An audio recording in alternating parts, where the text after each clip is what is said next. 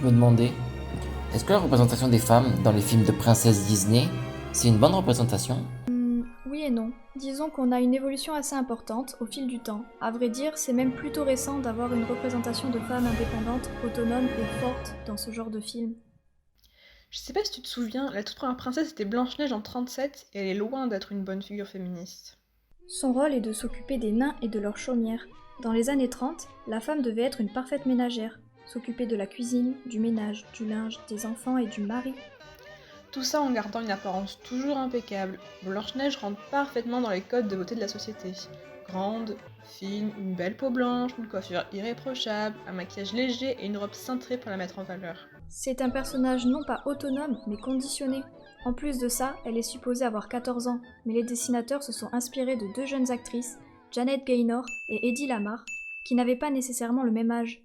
Eddie avait 18 ans. La représentation est faussée. Les jeunes filles s'identifiaient et s'identifient toujours à une image qui n'est pas réaliste. Sans parler du fait que tout ce qui l'intéresse, c'est retrouver le prince, l'épouser et partir avec lui dans son château. Prince qu'elle n'a vu qu'une seule fois, mais dont elle est déjà follement amoureuse. Le mariage comme ambition de vie n'est pas le problème bien sûr. Ce qui dérange, c'est que le film montre aux petites filles que c'est tout ce qui compte, que leur rôle est d'épouser un homme et s'occuper de lui et du foyer. Et puis, le cliché du beau prince charmant sur son cheval blanc qui vient sauver la princesse qui a été trop naïve, c'est moyen quand même. On a l'impression que la femme ne peut pas se débrouiller seule et qu'elle a besoin d'un homme en permanence. Comme Cendrillon ou La Belle au bois dormant, 50 ans séparent ces deux films et Blanche-Neige.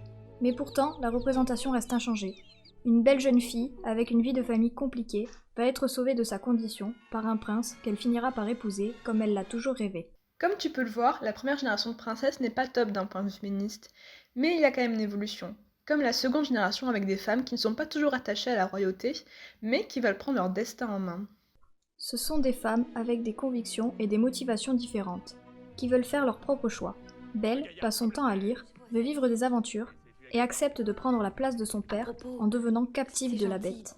Jasmine, elle, veut quitter le palais dans lequel son père la confine et éviter un mariage forcé. Pocahontas aussi se retrouve dans un mariage arrangé dont elle ne veut pas. Et en plus de ça, elle va tout faire pour sauver son peuple et ses terres des colons britanniques. Déjà avec elle, on avait l'idée d'émancipation.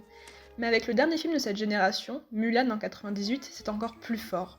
Elle veut rendre son père fier et honorer sa famille, mais n'a aucune envie d'épouser un homme qu'elle n'aime pas. Elle préfère donc protéger son père en se faisant passer pour un homme à la guerre et sauver la Chine. Au début du film, on voit d'autres femmes relooker Mulan pour qu'elle ressemble à ce que les hommes aiment selon leur culture. Elle porte un hanfu, un maquillage de geisha ou de meiko, et ses cheveux sont remontés en chignon avec une fleur. Le message est clair. Pour plaire, ce qui compte c'est la beauté, mais pas la beauté naturelle. Et le pire dans tout ça, le message provient directement d'une femme. Autrement dit, le film montre aux petites filles que le plus important est de plaire aux hommes, quitte à changer radicalement. Mais Mulan ne veut pas rentrer dans cette norme sociétale imposée. Ça ne lui correspond pas. Elle va casser les codes en devenant un homme et partir à la guerre, lieu où seuls les hommes étaient acceptés. Elle met une armure, enlève son maquillage et se coupe les cheveux avec l'épée de son père, symbole de l'honneur. En suivant les conseils de Mushu, qui s'apparentent plus à des clichés, elle va apprendre à se comporter comme un homme. Son émancipation passe par la destruction de sa féminité par un objet masculin, ce qui est vu comme un déshonneur, au même titre que lorsque les soldats découvrent qui elle est vraiment. Ils ne l'estiment plus à cause de son genre et changent de comportement avec elle, alors qu'elle a sauvé leur vie et celle de Li Chang. C'est une femme forte qui repousse ses limites et tente de montrer qu'une femme peut faire aussi bien, voire mieux qu'un homme. À la fin du film, quand elle tente de prévenir l'armée du retour des Huns, personne ne l'écoute sous prétexte que c'est une femme. Dans la légende d'origine, les hommes se fichent du genre de Hua Mulan, seuls ses accomplissements comptent. Dans le Disney, Mulan finira par faire changer d'avis 3 soldats, sauvera l'empereur et la Chine. Les soldats en question se sont habillés en femmes pour faire diversion auprès des ennemis, tandis que Mulan s'est occupée de combattre Shan Yu, le grand méchant. À l'inverse des autres femmes de Disney, Mulan ne finit pas avec le personnage masculin, ou du moins, pas dans ce premier volet. Leur relation est sous-entendue, mais pas montrée, ce qui accroît son côté de femme indépendante. Dans la génération suivante, on a encore une fois cette idée d'émancipation qui continue de se développer, ainsi que d'autres avancées notables. Niveau représentation physique, on a une princesse rousse, ce qui diffère des autres, mais surtout Tiana, la première princesse noire de Disney.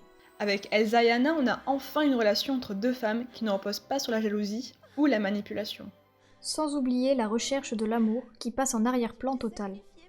Elsa et Mérida ne finissent pas avec un homme. Tiana et Réponse trouvent l'amour, mais c'est une question de hasard plus que de destinée. On a de très grands progrès en termes de représentation féminine. Mais comme les choses ne peuvent pas toujours être simples, un nouvel obstacle fait son apparition. La représentation parentale, et plus précisément celle de la mère. Dans Rebelle, le père est toujours du côté de sa fille. Il la laisse faire ce qu'elle veut, lui offre sa première arme quand elle est enfant et considère qu'une princesse doit savoir se battre. Il se comporte plus comme un ami que comme un père. Le roi n'a pas de réelle autorité, autant sur son royaume que sur sa fille. La mère doit alors s'en charger. Une autorité totale attribuée à une femme. Génial, non? Eh bien non, cette autorité est à double tranchant. En tant que reine, elle est bien plus respectée et écoutée que le roi, ce qui est une bonne chose. Mais en tant que mère, elle passe pour une anti-féministe, bridant les envies de sa fille, notamment son envie de liberté. Le père, lui, a le beau rôle, tandis que sa mère a celui du tyran qui force sa fille à suivre les traditions. Disney en fait alors le symbole d'égoïsme de Mérida lorsqu'elle est en ours. Le film dit clairement qu'en voulant s'émanciper des idées patriarcales, Mérida crée alors le chaos dans le royaume et met sa mère en danger de mort. L'envie de liberté est dépeinte négativement. Mais malgré tout, il ne faut pas passer à côté des points positifs du film. Mérida est une super anti-princesse, qui préfère porter des tenues confortables pour faire du cheval, escalader des falaises et tirer à l'arc. Elle n'a aucune envie d'être une princesse, selon les traditions. Elle ne veut pas se marier, ni maintenant, ni peut-être jamais. Pour montrer sa réticence, elle se rebelle contre sa mère en participant au tournoi organisé pour lui trouver un mari. Elle participe à l'épreuve de tir à l'arc pour gagner sa propre main et bat sans difficulté les 3 autres prétendants. C'est une princesse qui rêve d'indépendance et qui est une très bonne combattante, comme on le voit à la fin. Lorsque le roi et les autres hommes veulent tuer l'ours, qui en réalité est la reine, Mérida défie son père à l'épée et le bat. Le film n'est pas toujours parfait, mais les efforts doivent être remarqués. La mère transformée en ours va réellement écouter sa fille, ce qui fera changer ses convictions. Elle veut casser la tradition pour que Mérida puisse enfin vivre sa vie comme elle l'entend. Du coup, si la représentation de la femme pose problème, autant arrêter de regarder ce genre de film, non? Non, les boycotter n'est pas la solution. On peut encore les regarder car ils restent divertissants, mais il faut prendre en compte certaines choses. En regardant Blanche-Neige, il ne faut pas oublier que c'est un film américain se déroulant à une époque où la vision du rôle de la femme n'était pas du tout la même qu'à notre époque, et que par conséquent, ce n'était pas choquant d'avoir une telle mise en scène. Avec Mulan, on a une forte dénonciation du sexisme. Mais il faut noter que ça se passe sur un autre continent, ce qui peut sous-entendre que ce problème n'existe pas chez nous, ce qui est totalement faux. Et dans Rebelle, on a une princesse indépendante et forte, bridée par une mère un peu trop tournée vers les traditions patriarcales. Ces films ne doivent pas être regardés passivement. En revanche, en 2016, on a enfin eu un Disney qui ne rabaisse pas la femme d'une quelconque manière. Moana raconte l'histoire de Vaiana, une jeune fille vivant sur une île polynésienne. Son rêve est de partir en mer, découvrir ce qu'il y a derrière le récif. Une grande et belle amitié va se former entre elle et le demi-dieu Maui. Il n'est pas question d'une histoire d'amour, mais d'une relation platonique qui mènera au sauvetage du peuple de Vaiana. Ce qui est intéressant dans ce film, c'est la manière dont les codes classiques des princesses Disney sont critiqués et cassés. En revanche, il faut quand même noter que la différence entre hommes et femmes ne passe plus par les actions ou paroles. Maui est donc plus imposant que Moana qui est fine et petite. Après, si tu veux voir d'autres films d'animation mettant en scène des femmes bien représentées, tu peux regarder les Ghibli. C'est un studio plus récent que Disney, datant des années 80. Il y a aussi Kiki la petite sorcière. C'est une jeune fille de 13 ans qui part accomplir sa formation de sorcière. Sa représentation physique est fidèle à son âge et elle n'a pas besoin de l'aide des hommes, et même plusieurs femmes émancipées sont montrées tout au long du film. Ou encore Princesse Mononoke. Certes, ce n'est pas vraiment le personnage principal, mais c'est une femme qui se bat pour ce qu'elle veut, sans laisser l'amour prendre le pas sur ses convictions premières. On a également un second personnage féminin, fort et ambigu, Dame Eboshi, qui tout comme San, se bat pour ce qu'elle croit juste. Même si la représentation des femmes chez Disney évolue au même titre que celle des femmes dans notre société, il faut continuer de se battre pour arriver à un point où on peut regarder un film d'animation de n'importe quelle franchise sans risquer de voir des femmes rabaissées parce qu'elles sont des femmes.